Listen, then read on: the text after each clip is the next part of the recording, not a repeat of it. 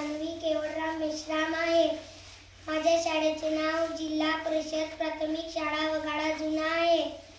मी माझ्या शाळेत इयत्ता 3ऱ्या वर्गात शिकत आहे.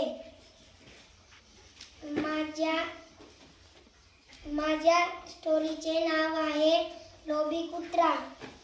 समोरच्या पानाला मुखपृष्ठ म्हणतात, मागेच्या पानाला मलपृष्ठ म्हणतात. मुखपृष्ठाच्या पानावर फुलाचे चित्र काढले आहे, नदीचे चित्र काढलेले आहे, लोभी कुत्र्याचे चित्र काढलेले आहे.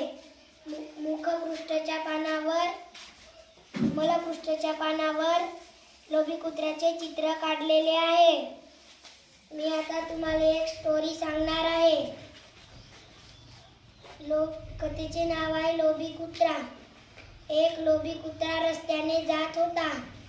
त्याला भाकर मिळाली. तो पुलाकडे जाऊ लागला.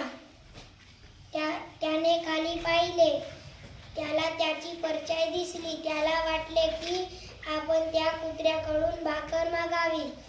तो त्या कुत्र्यावर भुंकला आणि त्याची भाकर पाण्यात पडली. तो उदास होऊन निघून गेला आणि लोभी कुत्रा उपाशी राहिला.